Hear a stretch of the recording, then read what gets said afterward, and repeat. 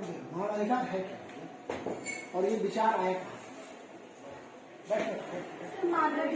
मानवाधिकार वो अधिकार है जो मानव को मानव होने के नाते प्राप्त है, चाहे वो किसी सरकार के समाज में रहता है या सरकार के समाज में, चाहे उसकी आर्थिक सामाजिक परिस्थितियाँ कैसी, इसे ना तो विरासत में पाया जा सकता है, ना छीना जा सकता है, ना ही खरीदा जा सकता है। ये बिना भेदभाव के सभी को प्राप्त होते हैं। मानवाधिकारों का कांसेप्ट आया सर विचार आया कहाँ?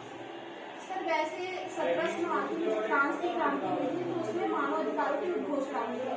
फिर अमेरिका में 1791 में 10 संशोधनों के रूप में इसे संविधान में स्थान दिया गया, लेकिन इसने अंतर्राष्ट्रीय स्तर द्वितीय विश्व युद्ध के बाद संयुक्त राष्ट्र संघ की स्थापना के बाद ग्रहण किया।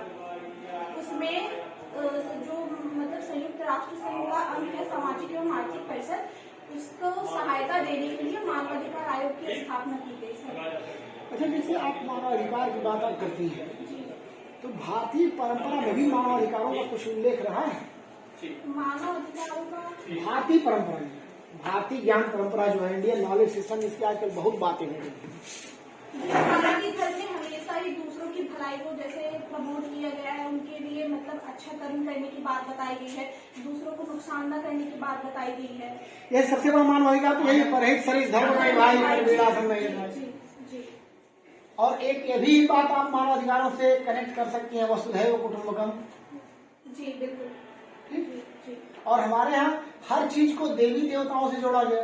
जी। नदियों की पूजा की गई, धरती की पूजा की गई, प्रकृति को ही हमने ईश्वर मान करके पूजने की जो परंपरा अपनाई। जी, मानवाधिकार तो प्रकृति द्वारा ही प्रदत्त होते हैं, जन्म से ही मनुष्य प्राप्त कर लेता है।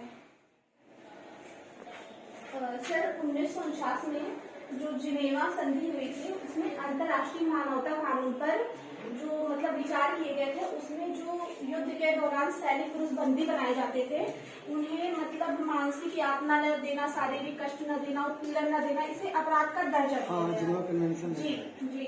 लेकिन महिलाओं के प्रति दुष्कर्म का उसमें कहीं भी जिक्र नहीं था। और फिर सर काफी प्रयासों के बाद 1993 में वियना सम्मेलन में सर उसमें मतलब काफी प्रयासों के बाद महिलाओं के प्रति दुष्कर्म को अपराध का दर्जा दिया गया। तो सर महिलाओं को अपना ये अधिकार प्राप्त करने में मतलब लगभग 44 साल कैसे लगे? क्या वो 1949 में जिस समय जिनेवा कन्वेंशन हो रहा था, दुनिया में औरतें सेना में बहुत नॉमिनल भर्ती होती थी और फ्रंट पर जाकर के लड़ने वाली बात जहाँ तक है, तब महिलाएं आती ही नहीं थी फ्रंट पे। वो पर्दे के पीछे, जैसे तुमने पढ़ा होगा पब्लिक एड में लाइन एंड स्टाफ जी, तो वो मेन लाइन में कभी नहीं थी।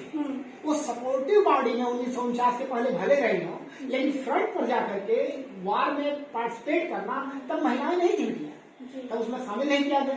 धीरे धीरे पूरी दुनिया में महिलाओं के अधिकारों को लेकर एक जागरूकता आई। महिलाओं को प्रशासन में, शासन में, सेना में और सामाजिक, आर्थिक, राजनीतिक प्रक्रियाओं में पुश करके आगे लेकर आने की बात आई पूरी दुनिया में।